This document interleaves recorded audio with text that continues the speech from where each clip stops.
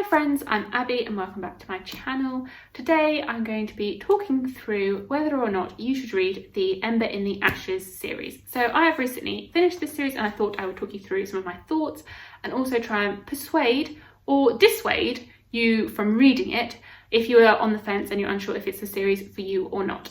So starting off, the first book is An Ember in the Ashes, the second one is A Torch Against the Night, the third, A Reaper at the Gates, and the fourth, A Sky Beyond the Storm.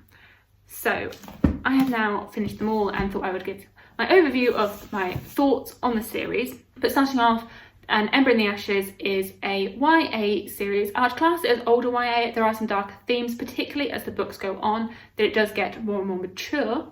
So especially if you are reading YA as your predominant demographic, then I feel as though this would be a great place to progress into a more adult themed book. It is not adult, so if you do predominantly read adult, then this might not be for you because it is YA and it is written in a very YA style with some YA themes interspersed with some of the darker themes. So the plot of the first book, it is a multiple perspective story. You have three main POVs that run throughout the books. The first book, you're predominantly focused on Lyra and Elias, with the third POV, Helen, coming in as the series progresses. So those are your predominant characters, and I feel as though there is a lot of character development as the series goes on. Your feelings on these characters will probably change quite dramatically from when you start the series to the end of the series as they grow and develop. And Sabaa Tahir has done a really good job at developing these characters. They definitely grow. You can really see the growth in them and how their characteristics have progressed and how they may have acted in certain ways in the first book, but by the fourth book they have really developed.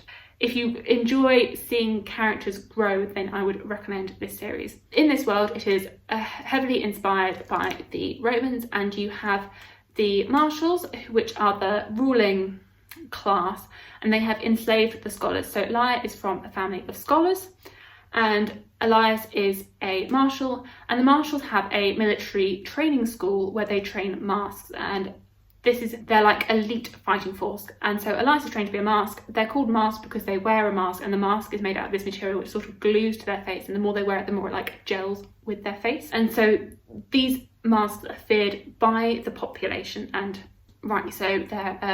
They're killing machines and they don't have much humanity. So Lyra is from this family of scholars, and at the beginning of the book, her brother is captured by some marshals and taken to a prison because he has been working with the scholar resistance. And so Lyra attempts to find the resistance, and in order to save her brother, she infiltrates this military academy to try and find out where her brother is being kept and what they plan to do with him. And that is where this book really takes off, that you're following Lyra in this military school setting, trying to unearth what's going on, and Elias in the school setting trying to come to terms with whether he wants this life, whether he can accept it, whether he really questions whether he has the right personality for being a killer, and the training that is involved in this, and how this impacts his friendships and relationships. And at some point, Lyra and Elias's paths will cross, along with Helen, who is another one of the students at this military academy. So I really liked this setting, particularly in this first book. This is the setting in the first book. However, there is a lot of world expansion as the series goes on. You get to see a lot of different towns and countries throughout the world as the series progresses. So this book is very set in this one setting, but there is a much wider world out there that you get to see as the series moves on, and also lots of different people, that the marshals have been ruling this empire for a very long time. But there are other peoples, like there are tribes that are being repressed, there are other nationalities, and so you do get to see all of that and see how the world is much bigger than just this one place. There is a magic system in this. It is not so much explored in this first book. It is hinted at, but it really does progress as the series goes on. You start to learn a lot about the magic as it goes on and how it works. It is all focused, I guess, on the history of the world, and you don't really learn about the history in this first book. You don't really know how it all feeds into that.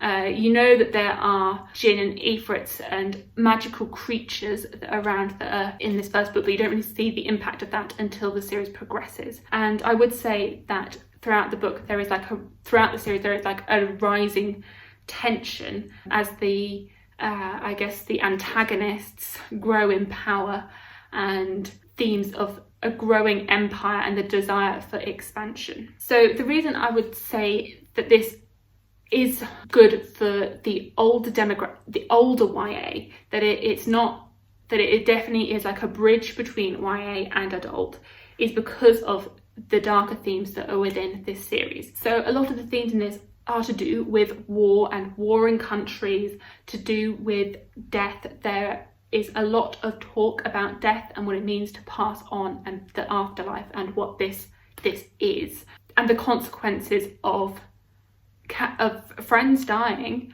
and of being a killer, and what this does to you. There's also concepts of duty and fulfilling your duty, and how much of your life you are restricted by duty, and whether you need to value your duty over your love of other things. So that concept of, I guess, adulthood, and knowing that you have to take responsibility for your actions, and having control over your agency. There's like control of both yourself as a person, but there's also like control of other people, and people wanting to have control of the empire and expansion of the empire. And there's also themes of love. There is romantic subplots running throughout the whole series. So, and that is where I say it does lean a little bit more YA. That I wouldn't say the romantic subplot is at all adult in these books. The fourth book, there are, I guess, some more mature scenes, but the overall, like, the way the romance has been written, I don't think would appeal to a adult audience so much. That there are some tropes, and you might get a bit annoyed with some of the character interactions, especially with the way they deal with the romance, and who has feelings for who. So that would be, I guess, a limitation on it. But if you enjoy YA then, and those romantic subplots, then this would really work for you. I would also say that the writing style is very easy and compelling to read. I devoured this book, An Ember in the Ashes, when I read it. It is very easy to read. You do not want to put it down, because you just want to know what's going to happen, that there is always something happening, and so it's always like got to keep turning the pages. I didn't find that same compulsive writing style throughout the whole of the series. This first book was my favourite personally, but I know a lot of people prefer the back end of the series. They prefer like books 3 and 4. I'd say that the writing style is very approachable, it's very easy to read, it's very compulsive. A few of my friends have been reading this recently, and I now have just sped through this in like a few days. Like, they've read the whole series back to back and have been completely consumed by it. So if you want something that is just addictive and fun and easy to read, and you know that you'll have a good time, this is a very good time series that you will have a lot of fun with it. Overall, for me, I would have this as like a 4-star series. It is really, really good. It is a great series, but it's not an all-time favourite series for me.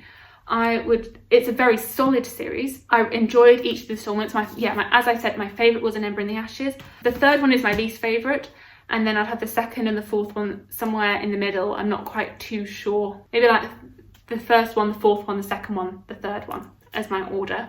But when I was talking to my friends, we all had different orders of preference for these books. So there isn't like a concrete, this one's best with this one's worst, because we all had differing opinions. There wasn't exactly one best book and one worst book. I think that Sabaa Tahir has done a really good job at keeping the momentum moving throughout the whole series, that there isn't moments where it's too slow. There isn't like a middle book in the series. Like, all of the books have a purpose, and she has the Sky Beyond the Storm is a very solid conclusion to the series.